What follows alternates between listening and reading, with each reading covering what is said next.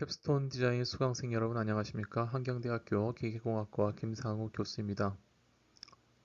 여러분들은 캡스톤 디자인 온라인 강의를 듣고 계시고요. 코로나 바이러스 그 확산으로 인해서 우리 수업도 오프라인에서 온라인으로 이렇게 바뀌었습니다. 직접 대면을 하지 못하고 이렇게 인사를 나누게 되어 대단히 아쉽지만 여러분들도 건강에 유의하시고 그래서 건강한 모습으로 오프라인 수업에서 다시 만나 뵙기를 희망합니다. 캡스톤 디자인 교과목은 다음과 같은 다음과 같다고 이제 말할 수 있습니다.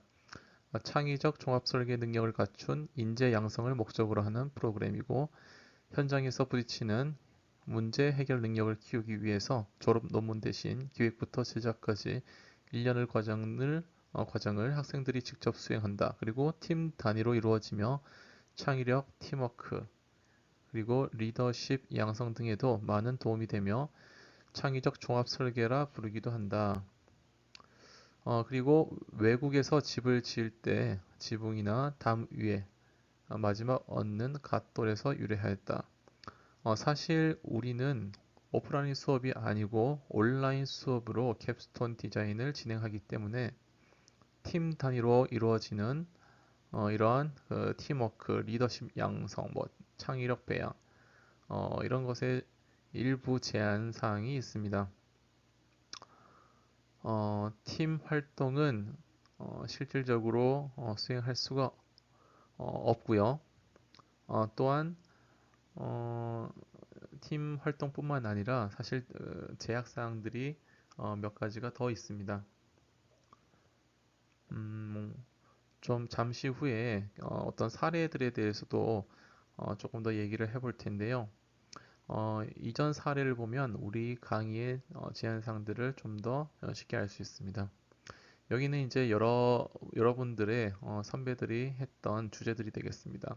뭐 흐르는 물을 이용한 수력 발전 시스템, 층간 소음 기록 시스템, 레버식 변기 커버, 가변형 일체형 책상, 전복 방지를 위한 자전거 안장 시스템, 그리고 스마트 현관 청소기 등이 있죠. 기타 사례 같은 경우에는 캡스톤 디자인 전국 경진대회에서 수상한 작품들인데 메카넘 휠을 이용한 지게차, 뭐 전북대학교에서 뭐 이런 것들을 제안을 했었고요. 탈부착식 전동 휠체어 모듈, 성균관대에서 이러한 아이디어를 구현한 사례를 제시를 하였고 대상을 수상하였습니다. 여기에 보시는 것처럼 이러한 대상체들 캡스톤 디자인을 통해서 이러한 어떤 새로운 아이디어를 제안하고 실제로 제품으로까지 구현하기 위해서는 적지 않은 비용이 당연히 들겠죠.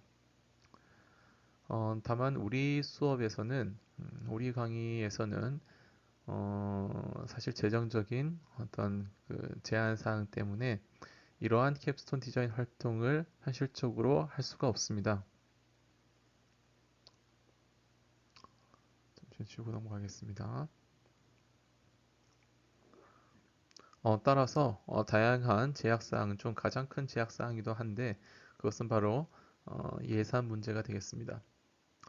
자, 그러면 어떻게 해야 되나? 그런 고민이 이제 당연히 들 수밖에 없죠. 우리 같은 경우에는 이렇게 실제로 어, 시제품을 직접 만들고 하기는 실질적으로 불가능하기 때문에 어떤 설계라든지 혹은 분석, 공학자로서 갖추어야 할 가장 기초적인 역량에 조금 더 초점을 맞추어서 어떤 설계를 할 때 설계 툴을 할 수 있는 그런 스킬 그리고 분석 과정을 할 때 분석을 할 수 있는 스킬 이러한 것들을 배양하는 데 조금 더 이제 초점을 두고 거기에 어떤 설계 개념이라든지 여러분들의 창의적 아이디어를 조금 더 가미해서 한 학기 동안 어떤 여러분들이 미리 설정한 그 목표를 달성시키는 활동을 하는 것이 좋을 것 같습니다. 그래서 이번 지금 본 동영상 강의가 종료되고 나면 작년 선배들, 여러분들의 작년 선배들이 어떻게 어떤 주제를 제안을 하였고 어떤 과정으로 캡스톤 디자인 교과목에 참여를 하였고 그리고 어떤 성과물들을 내었는지를 별도로 알려드리도록 하겠습니다. 캡스톤 디자인 강의에서 가장 어떤 핵심이 되는 개념은 사실 설계가 되겠죠. 그래서 본 시간에는 캡스톤 디자인 첫 번째 동영상 강의 시간으로서 설계에 대해서 특히 공학 설계에 대해서 조금 더 공부를 하고 넘어가고자 합니다. 여러분들이 1학년 때 아마 배웠을 것 같습니다. 어떤 그 특정 교과서를 가지고 공학 설계에 대해서 배운 기억이 있는지 없는지 모르겠지만 그 과정을 한 번 더 리뷰를 하고 지나가도록 하겠습니다. 여러분들이 대부분 4학년인데도 불구하고 사실 기계공학과 4학년이라면 남들이 기계공학이 무엇이냐 그리고 그 안에서 공학이 무엇이냐 라는 질문을 여러분들에게 던졌을 때 여러분들이 막힘없이 대답을 할 수 있어야 됩니다. 그러나 아직까지 공학의 개념을 인지를 하지 못하고 있는 친구들이 많이 있는 것 같습니다. 우리가 매번 쓰는 공학, 이 공학이 무엇이냐? 공학은 구조물, 장치, 도구, 시스템, 재료, 공정 등을 고안하고 설계하고 유지, 보수하고 연구하고 개선하기 위해서 과학적, 경제적, 사회적 원리와 실용적 지식을 바로 활용하는 것입니다. 활용하는 것이 가장 중요한 용어가 되겠죠. 중요한 부분이 되겠죠. 과학자와 공학자의 차이를 보면 공학자가 어떠한 사람들인지 더욱 명확하게 알 수가 있습니다. 과학자는 자연의 이치, 원리를 밝혀내는 사람, 어떻게 보면 이해하는 사람들이죠. 그래서 밝혀지지 않은 지식을 얻는 역할을 하는 사람들이 바로 사이언티스트다. 그러나 공학자는 이미 밝혀진 이치와 원리를 우리가 습득을 하고 이해를 하고 그리고 그것을 뭐 여기서는 이제 실행이라고 했지만 실행보다는 그것을 활용하는 사람이다. 그래서 지식을 활용하는 역할을 한다. 이게 바로 공학자입니다. 공학자는 그래서 새로운 것을 밝혀내기보다 기존에 있는 원리를 잘 활용해서 우리가 실생활에 필요한 어떤 제품을 여기 나와 있죠. 설계하거나 고안하거나 아니면 보수하거나 개선하거나 연구하는 그러한 활동을 하는 사람들이죠.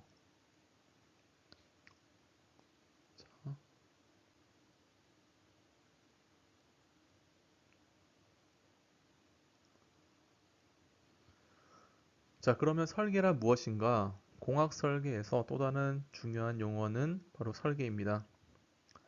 설계는 라틴 어원에서 유래된 말이고요. 계획, 안, 과제, 목적, 목표, 뭐 이것들로 얘기할 수가 있죠. 계획된 것 또는 목표라는 성과물이다. 설계도나 모형을 만들기 위한 기술이다. 그리고 부품 사소한 것, 형태, 색 등을 배열하여 완벽한 예술품 또는 발명품을 얻는 것이다.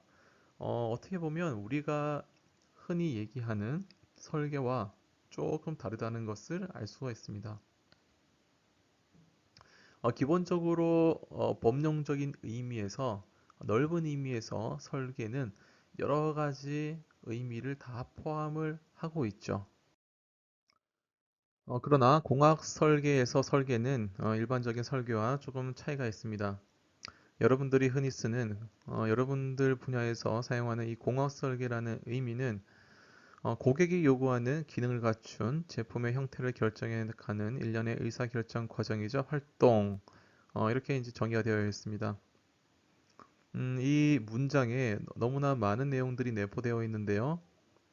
고객이 요구하는 기능이라고 하면 요구 조건이라고도 얘기할 수 있습니다. 자전거를 예를 들어보면 자전거의 기능, 자전거에서 고객이 어떤 것들을 요구를 할까요?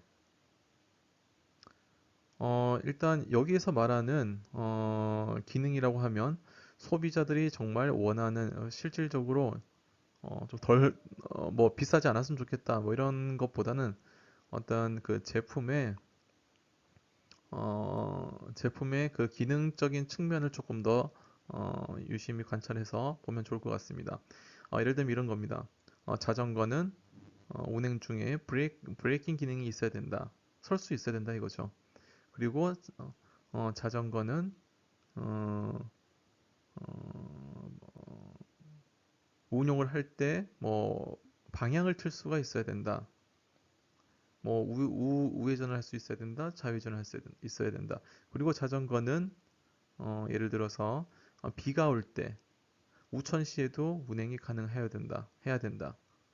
뭐 이런 것들이 어떤 기능 요구 사항이죠. 뭐 이것뿐만 아니고요. 뭐 2인이 탈 수 있어야 된다. 혹은 3인이 탈 수 있어야 된다. 그리고 안전을 위해서 보조바퀴가 있어야 된다. 뭐 이런 것들도 고객이 요구하는 그 기능이 될 수 있죠. 그래서 이러한 기능을 갖춘 제품의 형태를 결정해 나간다. 예를 들어서 우회전을 할 수 있고 좌회전을 할 수 있게 하기 위해서는 자전거의 앞바퀴가 조향 기능을 갖춰야 당연히 가능하겠죠. 그렇기 때문에 어떤 형태의 조향 장치를 만들 것인지, 그리고 이러한 것을 결정해 나가는, 그래서 조향 장치의 사이즈는 어떻고, 원리는 어떤 걸 쓰고, 그리고 뭐 무게는 어떤 걸 하고, 어떻게 하고, 그리고 적용되는 위치는 어디에, 뭐 이런 것들을 다 결정해야 되는데, 그렇게 결정해가는 일련의 의사결정 과정, 그리고 활동들을 바로 공학 설계라고 부르는 거죠. 제품 구현 프로세스를 포함한다. 그래서 실제로 제품 구현 프로세스를 공학 설계가 다 포함을 하고 있습니다. 자, 다시 위로 가보면 설계와 해석 혹은 분석 문제의 차이를 보여줍니다. 자, 이 개념 되게 중요합니다. 자, 고객이 두 철판을 고정시키기를 원한다. 자, 볼트와 너트, 워셔의 적절한 크기를 결정하라. 자, 두 번째 문제는 새로운 항공기 날개의 단면 형상이 주어졌다. 풍동 시험에 의해 발생되는 양력을 결정하라. 자, 여러분들 근데 음, 요 양력은 예를 들어서 항공기 날개가 이렇게 있을 때 유동이 이렇게 들어오죠. 근데 유동이 이렇게 날개를 위표면과 윗면과 아랫면을 이렇게 따라서 흘러 나가겠죠. 빠져나가죠. 이때 이 압력 차이가 발생하는데 이 압력 차이로 인해서 이렇게 어, 위로 어, 힘이 아래에서 위로 향하는 그러한 압력 분포가 형성이 되는데 이때의 압력에 의한 어떻게 보면 엄밀히 말하면 압력 차입니다. 윗면과 아랫면의 압력 차에 의한 이 하중이 바로 양력이 되겠습니다. 참고하시고요.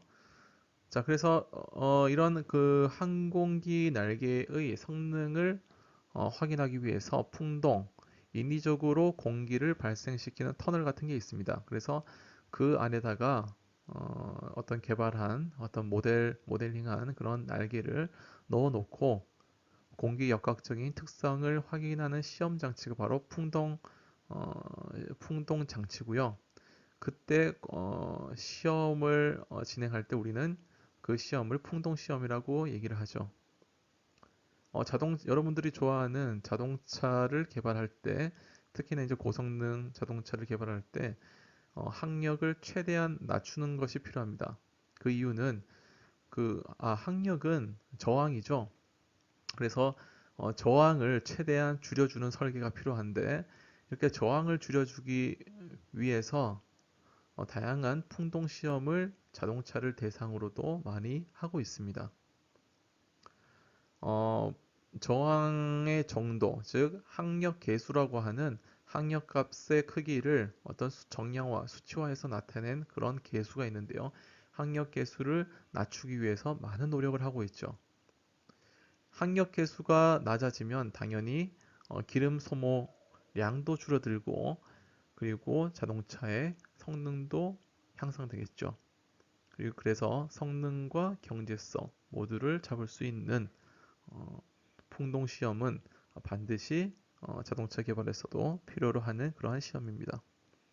자, 다시 돌아와서 고객이 음, 고객이 두 철판을 고정시키기를 원하는데 이 사이즈를 결정해라. 예를 들어서 이런 철판이 있고 이런 철판이 있습니다. 두 철판을 고정시키기 위해서 너트를 이만하게 만들었어요. 볼트와 너트, 그 들어가는 구멍 크기를 이렇게 크게 했어요. 이게 잘못된 건가요? 그렇지 않죠. 잘못되지 않았죠. 다만, 어, 다만, 이게 기능에 적절히, 기능에 뭐 적합한지 아니면 기능뿐만 아니고 우리가 시각적으로, 미각적으로 이게 적합한지는 다르게 따져봐야겠죠. 여기서 얘기하고자 하는 것은 고객의 요구 조건이 있고 이 사이즈를 결정하는 데 있어서 정해진 해답이 없다는 게 핵심입니다. 볼트, 너트, 이 기능을 만족시키는 볼트와 너트의 사이즈는 사실은 정해진 게 없습니다. 여러분들이 결정하는 문제일 뿐이죠. 그래서 어, 해답이 사실 무궁무진하게 무한대 개수만큼 존재하는 것이 바로 설계 문제죠. 자, 분석 문제 같은 경우에는 딱 답이 정해져 있습니다. 어떤 주어진 항공기 날개가 있을 때 풍동 시험에서 발생되는 양력은 정해져 있습니다. 실험 오차라든지 이런 것들이 실험을 할 때 물론 여러 가지 변수들이 실험 결과에 영향을 끼치기 때문에 어떤 베리에이션, 그 오차들은 당연히 발생할 수 있는 것이죠. 그렇지만 근본적으로 해답은 딱 정해져 있습니다.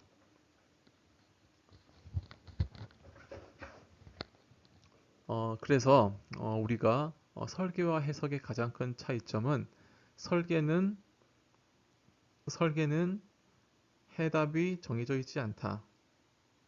무한개의 해답이 나올 수 있다. 그렇지만 분석은 그렇지 않다는 것이죠. 형태는 설계 문제의 해답이다. 그래서 최종적으로 어떤 형태를 갖춰가는 것이 설계 문제의 해답이 되는 것입니다. Form is the solution to a design problem. 그래서 결국에는 형태를 만들어내는 것이 설계의 과정이 되겠습니다.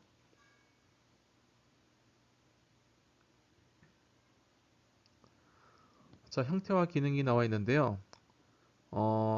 여기 보면 형태는 언제나 기능을 따른다 되어 있는데요. 당연한 것이죠. 왜냐하면 기능을 모두 만족시키기 위해서 형태를 결정해야 하기 때문입니다. 자, 그러면서 이때 기능을 따르는 형태를 만들기 위한 그 사이에서 어, 일어나는 의사결정 과정, 이게 바로 설계가 되겠습니다.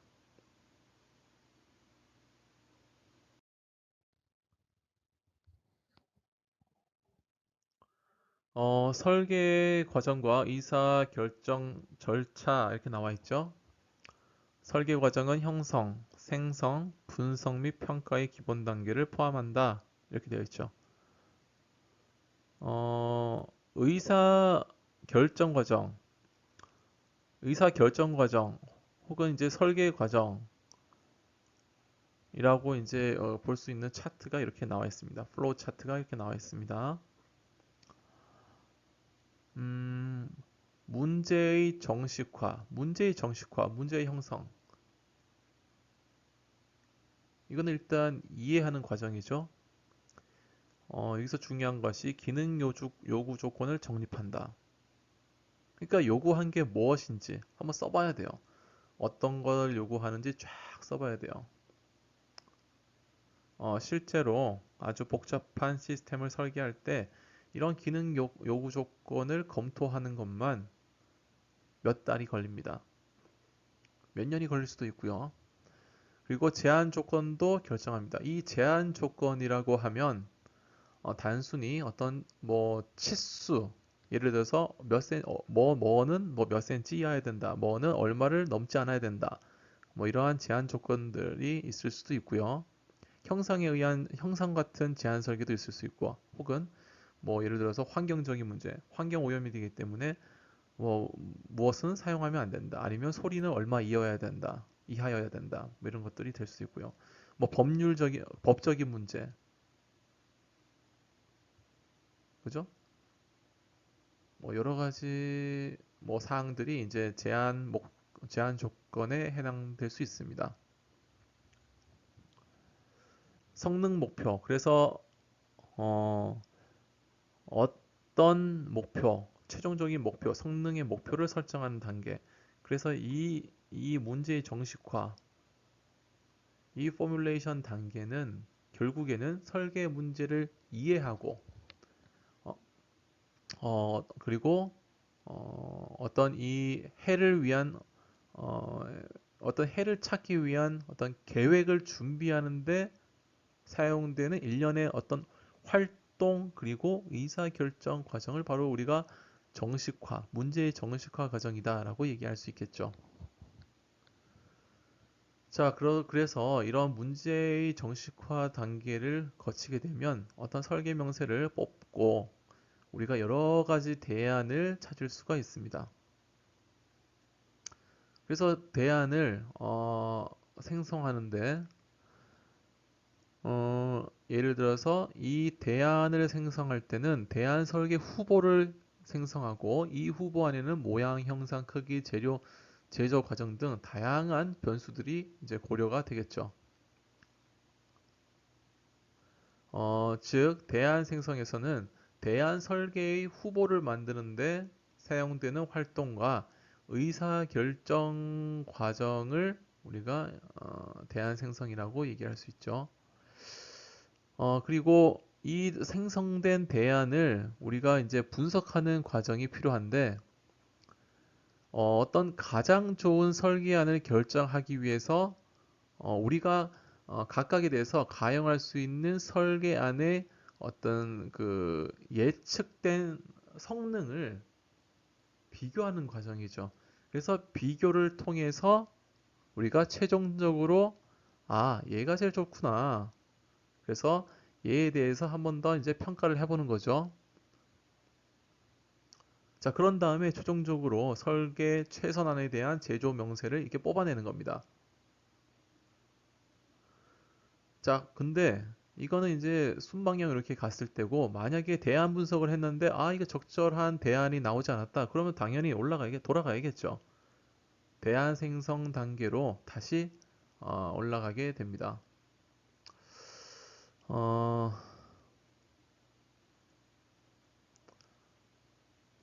자, 반드시 이 각각의 단계에서 어떤 것들이 일어나는지 유의하시고 반드시 숙지를 하시고 설계를 이해하시면 될 것 같습니다.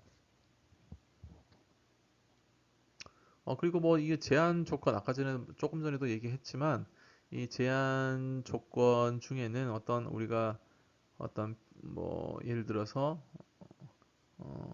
어떤 국제적인 어떤 규격을 따라라. 그것도 뭐 제한 조건이 될 수도 있고요. 그리고 뭐 예산, 예를 들어서 한국형 발사체를 개발하는데 약 2조가 드는데 2조가 예산에 관한 제한 사항이죠. 근데 나는 3조에 만들겠다. 엔지니어가 3조에 할 수 있다. 2조밖에 예산이 없는데 3조에 하겠다. 이러면 안 되죠. 윤리성, 뭐 윤리적으로도 맞아야 되고요. 뭔가를 만들 때 임상 시험이 필요한데 뭐 동물들을 마구잡이로 뭐 죽여야 된다. 말도 안 되는 얘기죠. 윤리성도 잘 맞아야 되고요. 하여튼 여러 가지 제한 사항들을 검토를 해야 됩니다. 참고하시기 바랍니다. 설계 단계 모델은 여러 가지가 있습니다. 여러 가지가 있는데 뭐 5단계 모델, 뭐 4단계 모델 이렇게 나와 있지만 이거는 무수히 많은 설계 단계 중에 그냥 하나일 뿐입니다. 그렇지만 이 5단계 설계 과정에 아주 핵심적인 내용들이 다 들어있기 때문에 한번 설명을 하고 넘어가도록 하겠습니다. 문제의 정식화, 조금 전에 얘기했다시피 문제를 이해하는 그러한 단계가 되겠습니다. 그리고 개념 설계, 이거는 이제 어떤 설계의 후보, 작동 원리, 그리고 개념, 추상적 어떤 구체화를 통합시키는 그러한 단계가 되겠습니다. 기본 설계라고도 얘기를 하고요. 그리고 형상 설계는 말 그대로 형상을 설계하는 단계입니다. 대안 형상이 이제 생성이 되는 것이죠. 그리고 이 형상에 대해서 좀 더 이제 분석하고 평가되는 설계 단계가 되겠습니다. 그런 다음에 매개 변수 설계가 일어났는데 우리가 제어 가능한 매개 변수 안을 설계 변수로 잡고 어, 예를 들어서 뭐 형상이라든지 어떤 구성 크기 아니면 재료 그리고 제조 과정에 관계된 어떤 뭐 해석 결과를 검토하기도 하고요. 만약에 만족스럽지 못하다 그러면 재설계를 진행하기도 하겠죠. 자, 그런 다음에 얘가 이제 결정이 되면 이제 상세 설계로 넘어가는데 어떤 공차도 고려하고요. 그리고 생산에 필요한 아주 세부적인 설계를 진행하게 됩니다. 얘가 끝나게 되면 상세 설계가 끝나면 바로 제조 명세가 나와서 제조 명세가 나오기 때문에 실제로 이제 가공이 진행될 수 있는 것이죠. 우리가 이제 요 예비 설계를 요까지를 이제 예비 설계라고 그러고 요까지를 이제 뭐 구체 설계라고 이제 얘기를 하기도 합니다.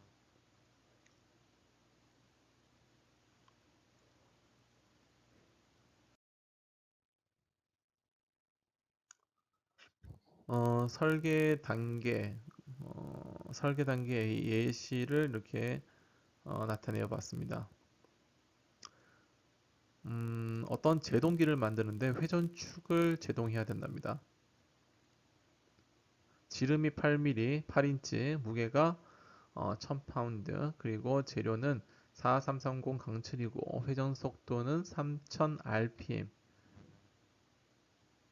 자, 이럴 때 이제 제동 장치를 만들라는 거죠. 그래서 문제의 정식화 단계 우리가 이제 이해를 하는 것이죠. 어떤 요구 조건이 있는지 뭐 이런 것들. 그래서 얼마나 빨리 축을 정지시켜야 하는가? 회전 축의 길이는 얼마여야 하는가?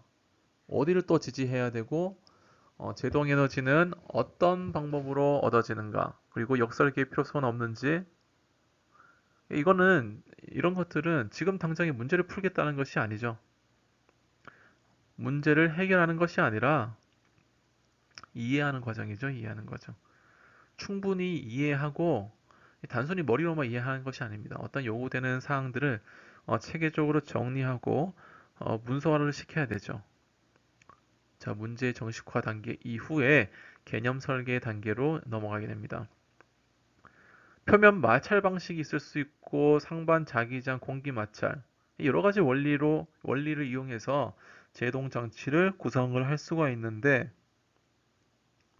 어, 여기서는 개념 설계 단계에서는 후보 개념을 고려해서 물리적 원리를 결정하는 그런 단계다. 그래서 표면 마찰 방식이 좋겠다. 자기장, 공기 마찰 이거 다 뭐 다양한 원리에 따라서 이렇게 회전축의 제동 과정을 구현할 수가 있겠지만 이러한 상황을 고려해서 아 표면 마찰 방식이 제일 좋겠다. 디스크 캘리퍼 브레이크로 이제 결정을 합시다. 자, 이것이 바로 개념 설계 단계에서 일어나는 과정이다. 자, 그런 다음에 형상 설계 단계에서는 개별 요소의 특성과 배치를 어디에 둘 건지, 배치를 포함하는 다양한 구성 이렇게 되어 있습니다. 최상의 형상을 선택하기 위해서 형상 설계 동안 디스크와 캘리퍼 등의 기하학을 고려한다. 대충, 뭐 대충은 아니지만 대략적인이죠. 대략적인 디스크와 캘리퍼 등의 기하학을 고려를 한다. 디스크와 허브의 상대적 크기, 예를 들어서 디스크하고 허브, 사실 디스크가 작고 허브가 커야 되는데 허브가 작고 허브가 크고 디스크가 작으면 안 되겠죠. 로터의 두께와 지름의 상대적인 크기. 그래서 대안 형상이 생성되고 분석되고 평가되는 설계 단계다. 자, 그런 다음에 우리가 매개 변수 단계로 넘어가는데 매개 변수 설계 단계로 넘어가는데 로터의 외경이라든지 로터의 두께, 폭, 그리고 재료, 유압류의 압력 이런 것들을 이제 어, 결정하는 거죠. 그래서 설계 변수의 구체적인 수치를 결정하는 단계다. 근데 이 구체적인 수치를 어떻게 결정하겠어요? 분석을 해봐야 알겠죠. 분석과 검토 과정을 거침으로써 어떤 얘네들의 영향을 파악할 수가 있겠죠. 자, 이렇게 파악을 하면서 구체적인 수치를 결정하는 단계, 그것이 바로 매개변수 설계 단계다. 만약에 뭐 결과가 좋지 않다 이러면 당연히 재설계를 수행해야겠죠. 자, 지우고 넘어가도록 하겠습니다.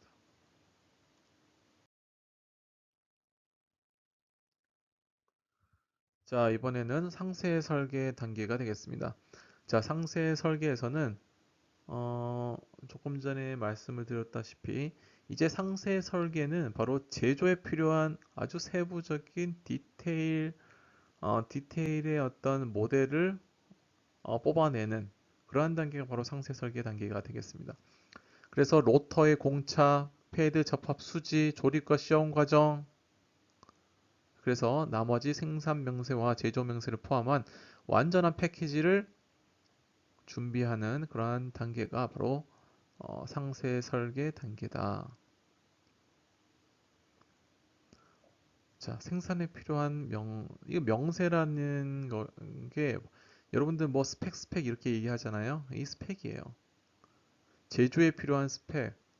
그래서 얘네들이 딱 나오면 도면이 딱 나오게 됩니다. 제조 도면, 제조를 위한 도면이 딱 나오게 되고 도면이 나오면 이걸 가공하는 곳에다가 가져다 주면 그대로 이제 만들어 주겠죠. 그 가공 공차를 고려해서. 그래서 상세 설계 단계가 지나고 나면 우리가 실제로 제품을 구현할 수가 있습니다. 자, 그래서 우리가 이렇게 설계를 해봤어요. 그 기능은 뭐냐면 처음에 요구했던 그 기능은 회전축의 제동이에요. 돌아가는 그 축을 좀 멈추게 해달라, 멈추게 할 수 있는 장치를 고안해달라. 이게 바로 요구사항이죠. 어떤 기능 요구사항이죠. 그래서 우리가 지금 설계 과정 중에 뭘 했냐? 형태를 갖추는 걸 했다. 형태를 갖추는 것은 바로 이런 것들이죠. 뭐 로터 크기는 얼마, 직경은 얼마, 강철을 쓰고 뭐 냉각 통로는 어떻고 뭐 이렇게 된 걸 쓰고 뭐 어떻게 해라 크기는 재료는 어떤 걸 써라 직경은 얼마고 뭐 탄성을 가지고 있는 C를 써라 어떤 압력을 가해라 우리가 이제 결정을 했어요. 원래는 이게 정해져 있는 게 아니죠. 근데 A라는 친구에게 회전축의 제동 문제를 보여줬어요. 당신 한번 설계해봐라. A라는 친구한테. 그리고 만약에 이제 B라는 친구에게도 똑같은 숙제를 내줬어요. 해답이 같을 수가 없습니다. 한 친구는 로터 크기가 10인치, 두 번째 친구는 로터 크기가 9인치, 8인치, 7인치일 수도 있는 거예요. 다만 거기에 따라서 사용되는 소재가 또 달라질 수도 있고 냉각 통로를 설계하는 형상도 달라질 수가 있는 것이죠. 그래서 설계 문제는 해답이 반드시 딱 하나로 정해져 있지 않다가 정답이에요. 다만 확인을 해봐야죠. 설계는 설계 문제 해답이다 라고 되어 있잖아요. 그러니까 최종 그 형상이 최종 그 제품이 어떤 최종의 형태가 기능을 과연 따르는지를 확인해야 됩니다. 과연 이렇게 설계된 형태가 실제로 그러한 기능이 나오는지 제동이 제대로 일어나는지를 확인해야 됩니다. 만약에 그렇다 그러면 잘된 설계겠죠. 그리고 그렇다고 해서 훌륭한 설계냐? 그거는 따져봐야 될 일이죠. 형태가 기능을 잘 따른다고 해서 설계가 물론 이제 설계는 이제 성공적으로 되었지만 그 설계가 최선의 설계냐? 이건 다른 문제가 되겠죠. 뭐 시각적인 것도 고려해야 되고요. 경제적인 것도 고려해야 되고 법률적인 거 그리고 뭐 환경적인 측면들 이런 것들 다 고려해야 되기 때문에 이게 최선의 설계냐라는 물음에는 바로 대답할 수가 없습니다. 당연히 더 분석을 해보고 검토를 해봐야 밝혀지겠죠.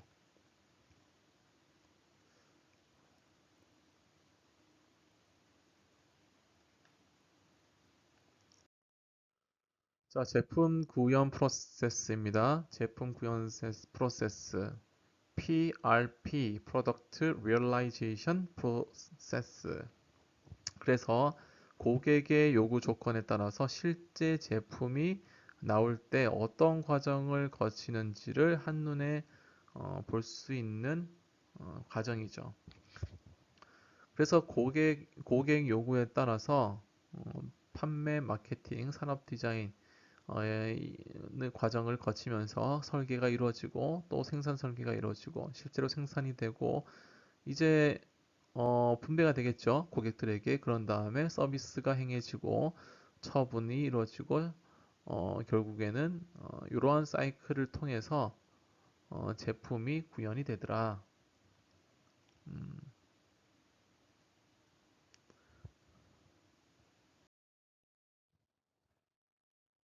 그래서 어떤 제품이 어떻게 탄생이 돼서 어떻게 사라지는지 이 제품 구현 프로세스 안에 사실 다 들어있죠.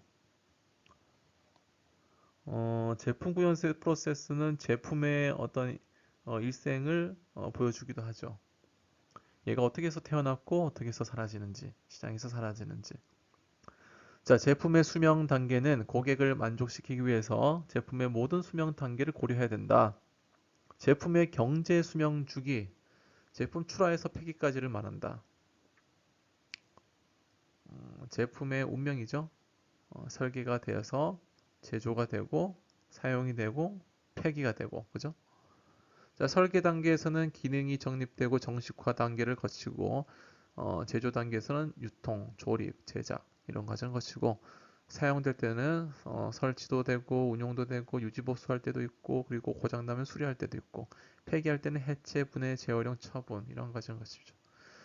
그래서 우리가 실제로 제품 개발 측면에서 기업 측면에서 어, 기업이 제품을 실제로 어, 개발을 먼저 제일 먼저 고객 요구 조건을 찾겠죠. 그러려면 투자가 필요하죠. 사회에서 고객이 어떤 것들을 요구를 하는지를 먼저 파악을 하려면 사실 투자를 해야 되는 거죠. 그래서 막 자료 조사를 하죠.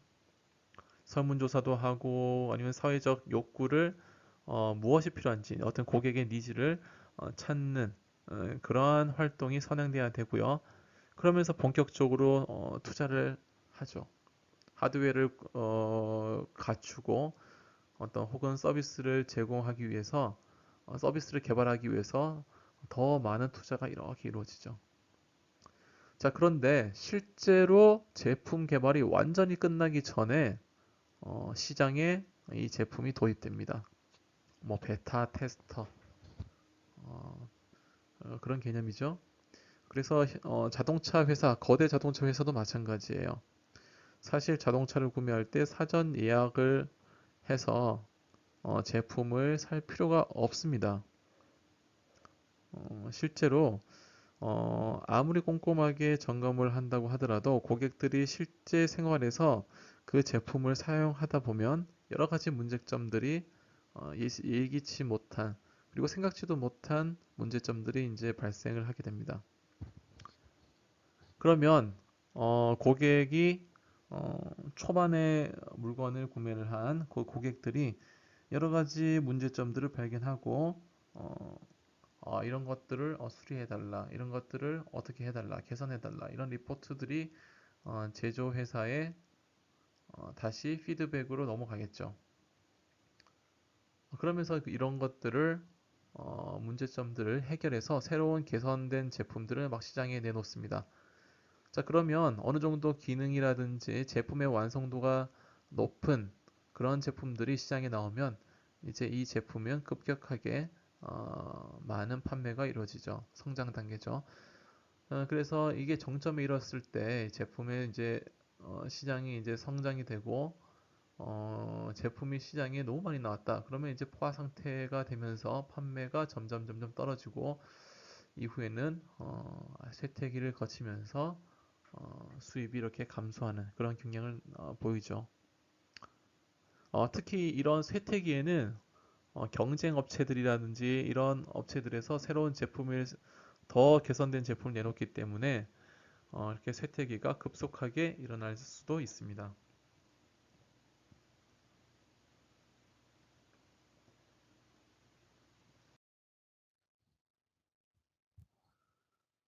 공학자는 어디에서 일하는가? 음, 뭐 여러분들이 당연히 이제 공학자가 되겠지만 모든 친구들이 다 공학자가 되진 않겠죠.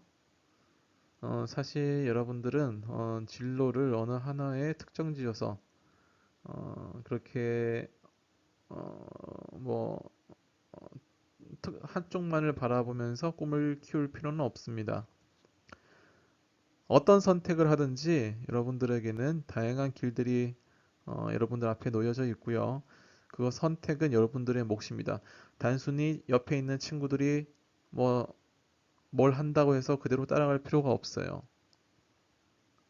어, 여기 이제 그 공학자들이 미국 같은 경우 2000년도 기준으로 공학자들의 manufacturing 어떤 생산 분야의 50%, 엔지니어링 서비스 분야의 27%, 정부기관의 12%, 셀프 임플로이드 어떤 사업을 하거나 자영업을 하는 경우는 또 3%, 다른 경우는 8%.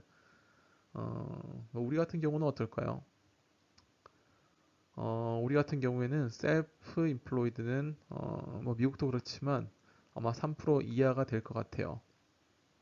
물론 이제 최근에는 뭐 스타트업이니 뭐니 해가지고 창업 열풍이 불고 있긴 하지만 여러분들 선배들이 졸업하고 나아가는 길을 보면 그런 경우가 사실 흔치는 않은 것 같습니다.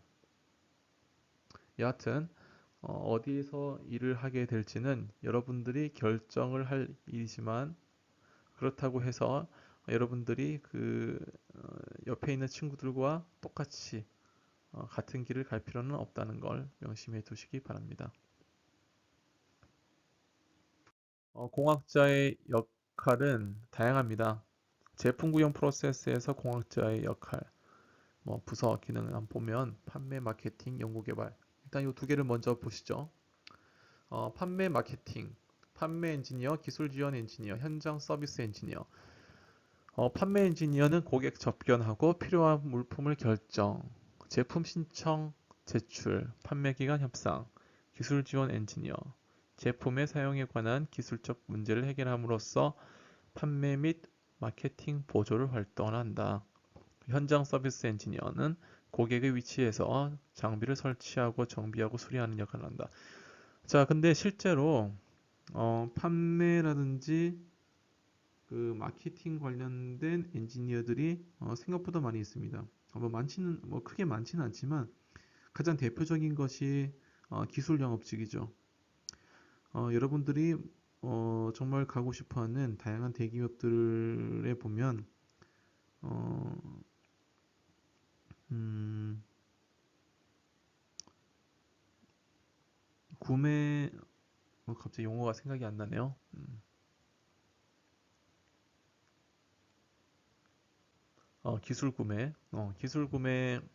기술 구매 팀들이 다 있습니다. 예를 들어서 어떤 엔지니어링 분야에서 공학 분야에서 무언가를 판매를 하거나 혹은 무언가를 사들일 때 공학자들만이 이해할 수 있는 그런 숫자들이 있겠죠. 개념들이 있겠죠. 인문학을 공부한 친구들이 마케팅 분야에 기술 마케팅 분야에 뛰어들어서 뭐 응력의 개념, 변형률의 개념, 강도의 개념 이런 것들을 많은 시간에 이해하기가 어렵겠죠. 여러분들은 충분히 가능합니다. 기계공학을 1학년 때부터 4학년 때까지 무려 4년 동안 배웠기 때문에 그런 개념들이 아주 친숙하죠. 그렇기 때문에 어떤 그 영업직 중에서 기술이 필요한 영업직, 기술 영업이라고 하는데 그런 분야들이 판매 및 마케팅의 대표적인 사례가 될 수 있습니다. 연구 및 개발, 산업 디자인, 설계 엔지니어, 재료 엔지니어, 테스트 엔지니어, 다양한 형태의 엔지니어들이 존재를 하죠. 특히 여러분들은 개발 적으로는 많이 진출하는 것 같습니다. 개발이 아니죠. 죄송합니다. 개발이 아니라 설계 쪽, 단순한 설계 쪽으로는 여러분들 선배들 케이스를 보면 많이 진출하는 것 같습니다. 대부분이 기계 설계 회사에 가게 되면 특히 이제 중소기업이라든지 작은 회사, 규모가 작은 회사에 설계 직군으로 가게 되면 대부분 하는 일들은 3차원 CAD를 생성하거나 어떤 기구를 설계하는데 어떤 그 업무에 초점을 맞추고 있죠. 사실 엄밀히 얘기하면 이거는 조금 엔지니어로서의 역할이 상당히 제한된 업무라고 생각할 수가 있습니다. 실제 엔지니어는 그런 설계를 할 때 공학적인 지식을 기반을 두고 어떤 어떤 구조물의 어떤 거동을 분석하거나 어떤 시험하거나 결과를 처리하거나 이러한 이러한 그 일련의 과정들을 어, 일련의 과정들을 할 수 있는 그런 직군이 바로 공학자죠. 한경대 학생들 같은 경우에는 대부분 생산이라든지 그리고 간단한 설계 직군 위주로 이렇게 취업이 이루어지고 있는데 여러분들 선배들이 못해서 그렇게 한 것은 아닌 것 같아요. 주변에서 이런 쪽으로 진로를 정하다 보니까 자연스럽게 본인들도 어, 그 길이 맞느냐 그냥 큰 의심을 하지 않고 그냥 그쪽으로 많이 진출을 하는 것 같습니다. 여러분들은 조금 더 공학자다운 업무를 할 수 있는 연구 개발 직종으로도 많이 진출했으면 하는 바람입니다. 자, 제조 분야에서는 산업 엔지니어는 뭐 제작, 조립, 보관 시스템 설계, 그리고 제조 엔지니어는 제조 도구와 고정 장치 개발, 그리고 품질 엔지니어는 품질 제어 설정과 정비를 합니다. 나머지는 한번 읽어보시기 바랍니다.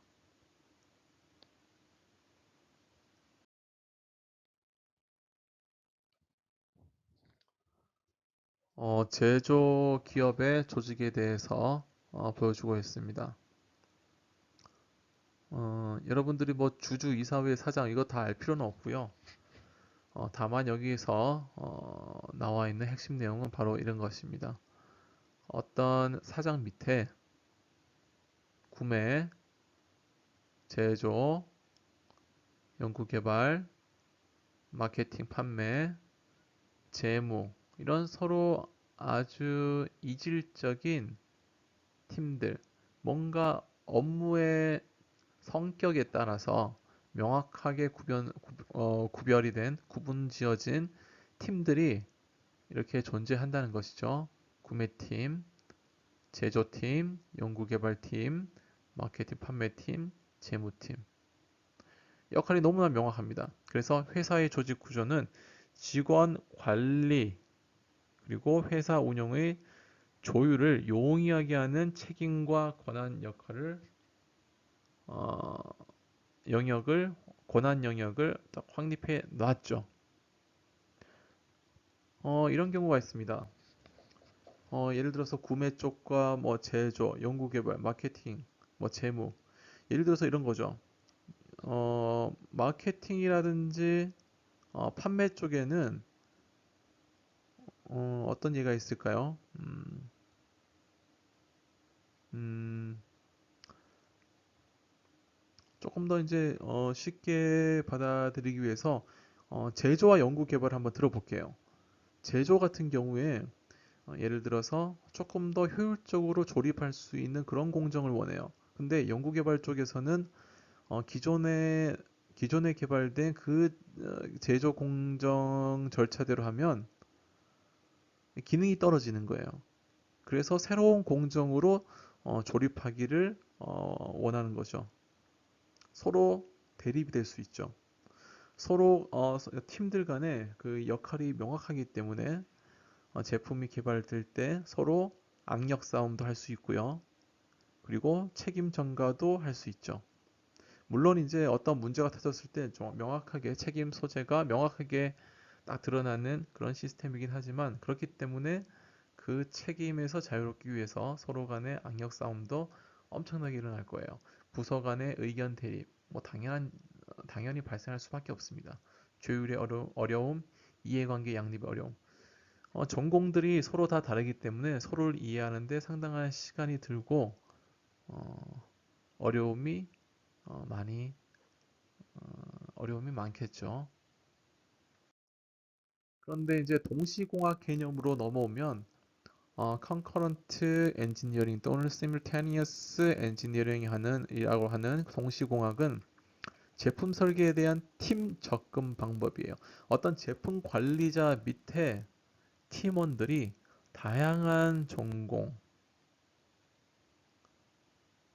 여러 구성원이 같은 사무실에 근무를 하면서 한 명의 선임 관리자에 의해서 조율되는 관리자에 의해서 조율되는 그러한 형태를 띠고 있죠. 아무래도 서로 이질적인 사람들이 한 공간에 같이 섞여 있기 때문에 서로 간의 의사소통 스킬들이 나날이 이제 늘어날 수밖에 없는 구조입니다. 그리고 당연히 소통이 원활해지고 조율 과정도 원활해지고 그리고 하나의 목적을 위해서 서로 으쌰으쌰하는 동기부여도 기대할 수가 있죠. 그래서 동시공학팀이라고 하면 주요 사업 기능을 대표하는 사람들, 뭐 예를 들어서 TF를 구성할 때 태스크포스 팀을 구성했다. 삼성에서 어떤 것을 개발하기 위해서 태스크포스를 구성했다. 이런 것들이죠. 어벤져스 팀을 구성한다 라고 보시면 될 것 같습니다. 자, 그래서 동시공학의 개념을 이해를 좀 하시고 제품 구현, 프로팀 스포츠, 그러니까 즉 프로 스포츠 팀하고 제품 구현 참여 회사의 유사성을 한번 비교를 해봤어요. 프로팀, 뭐 경쟁팀은 경쟁회사, 구단주는 투자자, 감독은 관리자, 심판은 법률가 판사, 그리고 의사소통은 협력, 실책 부상, 이건 실수 손실이고요. 개인기는 특수 직종 역량, 팀 기술, 직원 역량. 뭐 스포츠 팀도 팀워크가 물론 중요하고요. 어떻게 보면 스포츠 경기와 똑같죠. 그래서 여러분들이 어떤 산업체의 팀 구성, 그리고 역할, 그리고 환경 등을 비교할 때 스포츠 팀과 이렇게 비교를 하면 수월하게 이해를 할 수가 있습니다. 그래서 이 본 페이지는 내용 요약 페이지가 되겠고요. 뭐 하나씩 읽어보겠습니다. 공학 설계는 고객에 의해 요구된 기능을 포함하는 대상의 형태를 결정하는 데 사용되는 의사결정 프로세스와 활동들의 집합이다. 가장 중요한 것 중에 하나죠. 형태는 기능을 따른다. 형태는 모양, 구성, 크기, 재료, 제조 과정을 포함한다. 설계 프로세스의 단계는 문제의 정식화 단계, 두 번째는 대안 생성 단계, 세 번째는 대안의 분석 단계, 네 번째는 대안의 평가 단계다. 5단계 설계 절차는 문제의 정식화, 개념 설계, 형상 설계, 매개 변수 설계, 그리고 상세 설계 순으로 진행이 되고요. 설계는 명확한 의사결정 기술을 필요로 한다. 제품 구현 프로세스는 고객의 요구가 구현된 제품으로 변환되는 것을 의미를 하며 공학 설계 과정을 포함한다. 엔지니어는 제조 기업의 제품 구현 프로세스에서 가장 많은 기능적 역할을 수행한다. 동시공학팀은 같은 장소에 배치되고 교차, 기능적이며 조율된 직원을 포함한다. 제품 구현은 프로팀 스포츠와 매우 유사하다. 자, 이 내용은 간단하게 퀴즈라든지 간단한 시험 형태로 여러분들의 요 이해 내용 정도를 파악할 수도 있습니다. 그래서 요 공학 설계 내용은 잘 숙지를 해 두시기를 바라겠습니다. 수고하셨습니다.